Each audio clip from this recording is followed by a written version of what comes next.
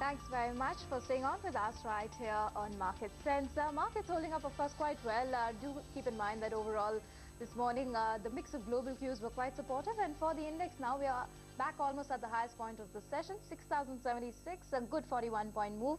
That's what we've got on the Nifty, and just about every sector is participating in the up move today.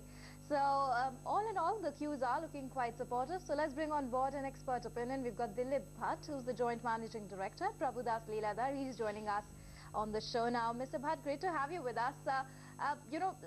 Despite the volatility that we've seen over the last couple of weeks, I would say the important point is that we've maintained that 6,000 mark on the index. Do you think that, overall the market seems to have stabilized around these levels, and this consolidation is actually turning out to be a good sign?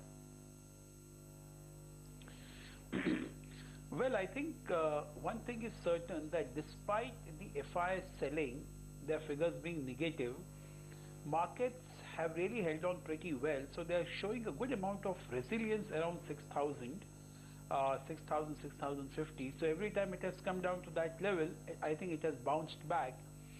But one thing also emerges, that in the current scenario, there seems to be an approach of sell at the rise, because that also seems to be happening, that at every rise market seems to be giving away. So if you ask me, that maybe in the short run, maybe over next 15 days to a month, possibly it can hold on. But I think sometime by end of February or maybe early March, probably there could be some markets could remain vulnerable to some kind of a sell-off. Maybe it can happen a little earlier or a little later. So I think overall, I would still wait for some more correction to happen. Though at the moment, it seems that on the lower levels, there seems to be a good amount of buying that is really happening. So on a little medium-term perspective, I think we would still probably wait that beyond this, there could be a pre-election rally that possibly could happen maybe around end of March or something like that. And markets may see a good level by then. Dilip, what do you make of the entire telecom news this week? Because the bidding has been fairly aggressive. However, the stocks have seen some serious price damage as well. Election, no election, what do you do with telecom? Neeraj, I think the aggressive bidding would mean that people are ready to pay more, and I think the repercussion on the telecom stocks would be that the capital intensity of the business, if at all, seems to be really not easing at the moment, which is not a good sign, especially at a time when the ARPUs, though they have bottomed out, they don't seem to have really been inching up in a way that they should. So in a way, I think the telecom stocks probably are just taking it on their chin. So they remain vulnerable, but I don't think that there's any great downside from the current levels, because at the end of it, they still remain to be a good defensive stocks. But an immediate upside, I don't think is going to be possible against this particular backdrop on a sustainable basis.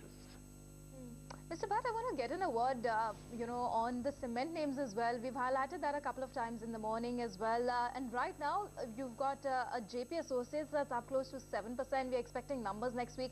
And no great fireworks. Again, you're expecting that the cement business would continue to remain under pressure from Ambuja and ACC. Yesterday also, we didn't see any, great developments really coming through. What do you think is driving the buying momentum that we're seeing here today? You mean in cement stocks or in JP Associates? Both, JP Associates and ACC and Ambuja. Well, I think most of the companies, except say Shree Cement, have reported an operating profit per ton of somewhere around 550 to 600 rupees, as compared to maybe around 725 to 730 being reported by Shree Cement for this quarter. Now, this is quite it's seriously down from 1,000 to 1,100 rupees operating profit all these people were making. Now, if one were just do a little extrapolation, that if, as what a lot of people do believe, that the growth is going to return and the stock markets are headed northwards, and that can happen only if the growth really returns, and if people are started taking bet on the, say, whether it's L&T or some of the capital goods or some of the engineering space, then I think the one thing which will act as a complement to all this would be cement. So cement possibly is, or maybe 1 or 2 quarters more, would be at the bottom in terms of the operating profit per ton. So going forward, I think one can fairly expect that from here on there can be an improvement in the operating profit per ton, and that also would result in a good addition to the PBT level. Of course, quite a few players are also adding to the capacity. So all in all, maybe it could be a bottoms-up approach or a value play which probably is coming into force at the moment. And not to forget that all the cement companies, even at this level of operating profit per ton, are generating a good amount of free cash at the moment. So Dilip, before we let you go, anything that you've discovered as a compelling story, something which is not discussed about too often, but the results have been good, and you like the stock from a long-term perspective? Neeraj, actually, what we think is that for the time being, we should focus really on a little more quality mid-cap names rather than trying to discover something new. I would still play for something a little more defensive from the current levels, and maybe, over the next 6 months or so, we can still have enough time to discover some of those stocks once we are sure that maybe things have stabilized. And even if you buy something, say 10 or 15% higher, doesn't matter. But I would still focus on a few select already discovered names in the mid-cap as far as the mid-cap story goes. Just leave us with one top idea, one top name from your end. Well, I think I would still go for some of the mid-cap IT companies at the moment, because they are still available at around 10 to 11 times. They're still generating about 20% plus ROEs, and they're still generating good free cash. So whether it is NIT Technologies, or whether it is Emphasis, whether it is KPIT Cummins, KPIT, I think all these three stocks look pretty interesting from the current levels. Great. Dilip, we'll let you go at that. Thank you so much for joining in today and giving us your view and your recommendations. Always a pleasure, Neeraj. Okay, some stocks to just point out very quickly before we wrap the show. Bank of Baroda, the best gain since November 29th, and PNB, it snapped a 2-day fall.